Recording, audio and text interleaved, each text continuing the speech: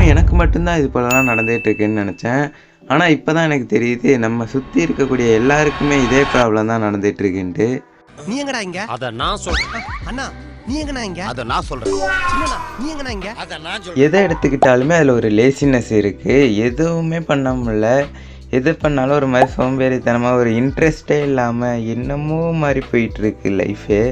எதுலையுமே ஆர்வம் கிடையாது. ஸ்போர்ட்ஸும் கிடையாது, எதுவும் கிடையாது. நான் ஒரு மாதிரி எருமாடு மாதிரி சுற்றிட்டு இருக்கோம். அதே என்ன ப்ரோ சொல்கிற, நீ இப்படியே கண்ட மணிக்கு வளரிக்கிட்டு இருக்க அப்படின்னு கேட்டிங்கன்னா, இப்போ தான் கொஞ்ச நாளைக்கு முன்னாடி தீபாவளி ஃபெஸ்டிவல் இருந்தது. தீபாவளினா நமக்கு எவ்வளோ ஹாப்பியாக இருக்கும். அதாவது 2015க்கு முன்னாடி இருந்தவங்களுக்கெல்லாம் நல்லாவே தெரிஞ்சிருக்கும். அதெல்லாம் ஒரு பொற்காலம்னு கூட சொல்லலாம். தீபாவளினாலே அது 1 வீக்குக்கு முன்னாடியே அது ஒரு பெரிய இன்ட்ரெஸ்டாக இருக்கும்.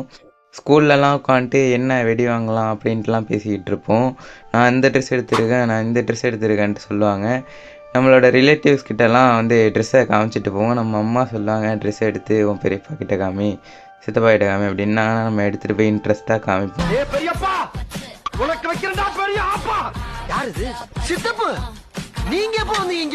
அவங்களும் பார்த்துட்டு நல்லா இருக்கு அப்படின்னு சொல்லும்போது நமக்கு அதுவே ஒரு பெரிய சந்தோஷமாக இருக்கும்.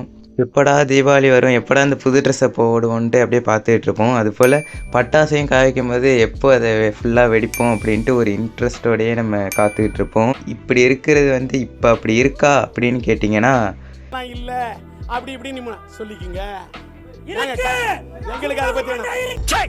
கண்டிப்பாக அப்படி இல்லை.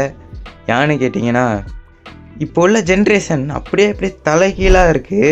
அதாவது பார்த்திங்கன்னா எதுலேயுமே இன்ட்ரெஸ்ட் காட்ட மாட்டுறாங்க. நமக்கு தீபாவளியில் எவ்வளோ இன்ட்ரெஸ்ட் இருக்குமோ அதில் ஒரு 20% கூட யாருக்குமே இல்லை. தான் பெரிய பசங்களாயிட்டோம், நமக்கு இன்ட்ரெஸ்ட் போயிட்டு அப்பா மேல ஏரோப்ளேன் போகுது பாத்துட்டு வரேன். தான் பெரிய பசங்களாயிட்டோம், நமக்கு இன்ட்ரெஸ்ட் போயிட்டு அப்படின்னு பார்த்தோம்னா, இப்போ இருக்கக்கூடிய சின்ன பசங்களுக்கு கூட தீபாவளியில் ஒரு இன்ட்ரெஸ்டே இல்லை. அதாவது தீபாவளியா அப்படியே ஒரு நார்மல் டே மாதிரி போகுது. அதாவது சாட்டர்டே சண்டே அது மாதிரி தீபாவளிங்கிற ஒரு டே அப்படிங்கிற மாதிரி போயிட்டுருக்கு. அப்போல்லாம் எதுவுமே கிடைக்காது. ட்ரெஸ்லாம் வந்துட்டு வருஷத்துக்கு 1 டைம் அது மாதிரி தான் வாங்க முடியும். அதுவும் அது தீபாவளி அன்னைக்குன்னு தான் நமக்கு வாங்கி தருவாங்க. அப்படிங்கும்போது நமக்கு தீபாவளி வந்ததுன்னா அதுவே ஒரு கூடுதல் இன்ட்ரெஸ்ட்டாக இருக்கும். ஆனால் இப்போ வந்து அப்படி கிடையாது. ஈஸியாக ஒரு ட்ரெஸ் நம்மளால் எடுத்துட முடியுது. அதனால் பார்த்திங்கன்னா நம்ம எப்போ நமக்கு ட்ரெஸ் வேணும்னு தோணுதோ அப்போ நம்மளால் ட்ரெஸ் எடுக்க முடியாதனால தீபாவளியோட ஒரு இன்ட்ரெஸ்ட்டே இல்லாமல் போயிடுது. அதுபோல் இப்போ இருக்கக்கூடிய ஃபேமிலிலாம் என்ன பண்ணுறாங்கன்னா, பலகாரம்லாம் வீட்டில் செய்ய மாட்டுறாங்க. கடையில் அழகாக பேக் பண்ணியிருக்கு, அதை அப்படியே வாங்கிட்டு வந்து வச்சு தீபாவளியை முடிச்சிடுறாங்க. அதுவும் ஒரு காரணமாக இருக்குது இதில். முன்னாடி உள்ள காலகட்டத்திலலாம் என்ன பண்ணிகிட்டு இருந்தாங்கன்னா, அப்போல்லாம் அவங்களுக்கு வந்து ஒரு என்டர்டெயின்மெண்ட்டே இல்லாமல் இருக்கும். ஏன்னு பார்த்தீங்கன்னா, அப்போ வந்து ஃபுல் அண்ட் ஃபுல் மக்கள் வந்து உழைச்சிக்கிட்டே தான் இருப்பாங்க. அவங்களுக்கு என்டர்டெயின்மெண்ட்றது வந்துட்டு எப்போயாவது சினிமா பார்க்குறது, அதுபோல் ஏதாவது ஃபெஸ்டிவல் வந்தால் அது ஒரு ஹாப்பியாக இருக்கும். இல்லாட்டி கோயிலில் திருவிழா, இல்லை தீபாவளி ஃபங்க்ஷன், பொங்கல் அதுபோல் ஏதாவது வந்தால் தான் அவங்களுக்கு வந்து ஒரு ஹாப்பினஸ்ஸே வரும். ஏன்னா அவங்களுக்கு வந்து என்டர்டெயின்மெண்ட்டே கிடைக்காது. எங்கள் வீட்டில் கரண்ட்டே இல்லைடா, ஒழுங்காக கரண்ட் பில் கட்டிருக்கணும். ஆனால் இப்போ வந்து அப்படி இருக்கான்னு கேட்டிங்கன்னா அப்படி கிடையாது. ஏன்னா அவங்களுக்கு என்டர்டெயின்மெண்ட் டெய்லியும் கிடச்சிக்கிட்டு இருக்குது. ஒரு ஃபோன் எடுத்து இன்ஸ்டாகிராமில் ஒரு 10 ரீல்ஸை ஸ்க்ரால் பண்ணால் போதும், தீபாவளிக்கு வரக்கூடிய மொத்த ஹாப்பினஸும் அதில் வந்துடும் போல்.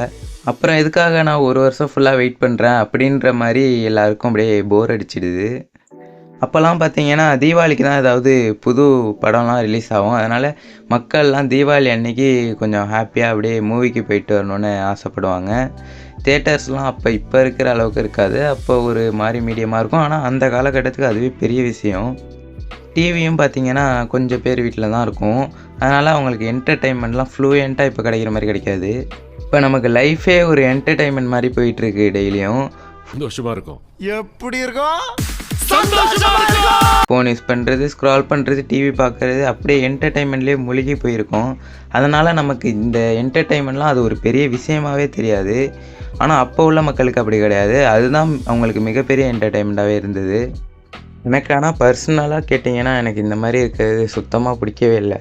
இதெல்லாம் யாரா உன்கிட்ட கேட்டா, யாரா நீ? அதுபோல் இந்த சன் டிவிலலாம் போடுவாங்க, தீபாவளிக்காகவே ஏதாச்சும் புது படமாக ஏதாவது போடுவாங்க, தீபாவளி சிறப்பு நிகழ்ச்சி அப்படின்ட்டு.